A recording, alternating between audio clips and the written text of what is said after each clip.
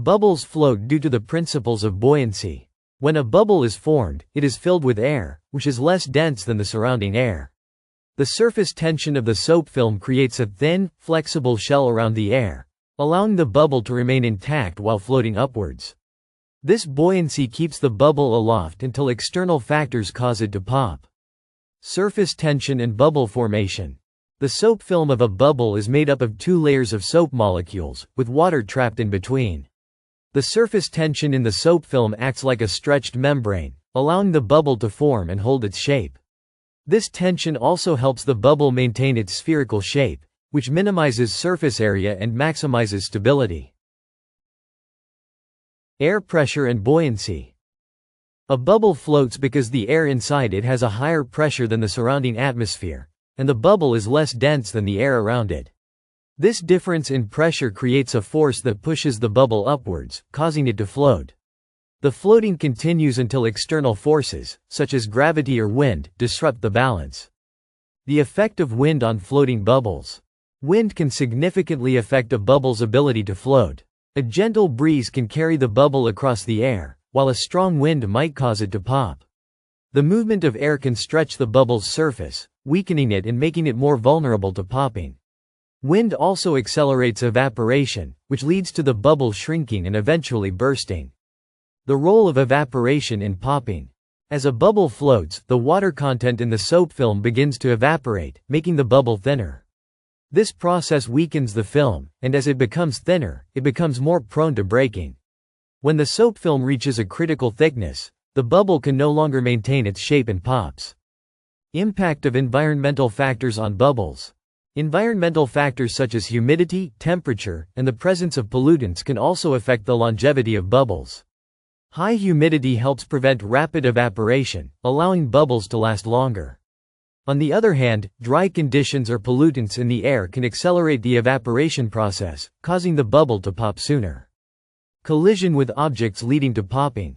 When a bubble comes into contact with an object, such as a sharp surface, a rough surface, or even another bubble, it can pop. This happens because the object disrupts the delicate soap film. The bubble's surface tension is unable to withstand the force of the contact, leading to the breaking of the film and the collapse of the bubble. The bubbles journey through the air. As bubbles float, they may change in size due to air pressure and temperature changes. A bubble initially formed in warm air may shrink as it rises to cooler altitudes. This change in size can also weaken the surface tension of the soap film, making the bubble more susceptible to popping. Popping due to gravity.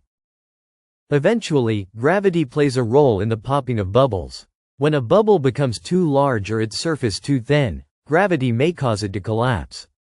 The weight of the bubble's air and the weakening of its film can cause the bubble to fall apart, causing it to burst and disperse its contents into the air. The science behind the final pop. When a bubble pops, the surface film bursts, releasing the trapped air. The soap molecules that formed the film quickly dissipate, and the air inside the bubble escapes into the surrounding atmosphere. This rapid release of air creates the pop sound we hear, signaling the end of the bubble's life. You said. 19. Why does ice float on water? The science of ice floating on water. Ice floats on water due to a unique property of water called density. Water reaches its highest density at 4 degrees Celsius, and as it freezes into ice, its molecules arrange into a crystalline structure that is less dense than liquid water. This lower density causes ice to float, as denser substances sink in a liquid. Molecular structure of ice. When water freezes, its molecules form a hexagonal lattice structure, creating more space between them compared to the liquid state. This structure makes ice less dense because the molecules are spread out, while liquid water molecules are packed more closely together. The result is that ice has a lower mass per unit volume than liquid water, causing it to float. Temperature effects on density. As water cools down to its freezing point, it behaves in an unusual way. Most substances become denser as they cool, but water starts to expand as it nears 0 degrees Celsius. This expansion results in a decrease in density, which causes ice to be less dense than liquid water, allowing it to float rather than sink. Water's unique properties. Water is one of the few substances that expands when it freezes. This is due to hydrogen bonding between water molecules, which forces them into a more open and structured arrangement in the solid state. As a result, ice is about 9% less dense than liquid water, giving it buoyancy.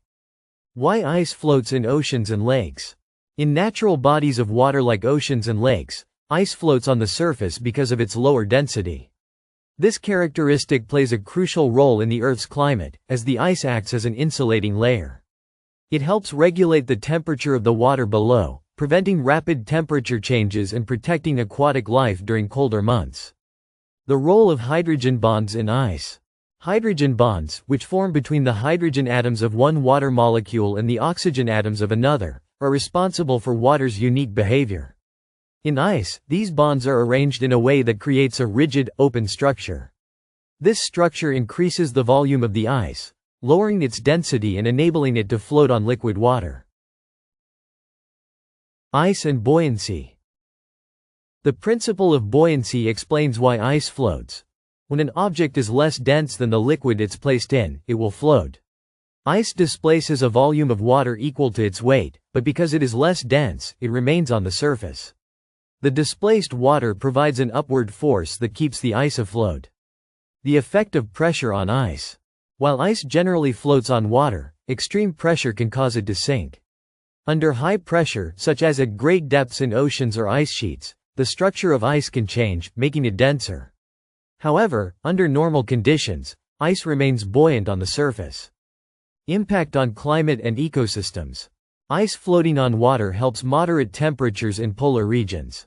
For example, sea ice reflects sunlight, keeping oceans cooler in the summer. In winter, ice insulates the water below, allowing marine life to survive in frigid temperatures. Without ice's buoyancy, ecosystems in colder climates would be drastically different.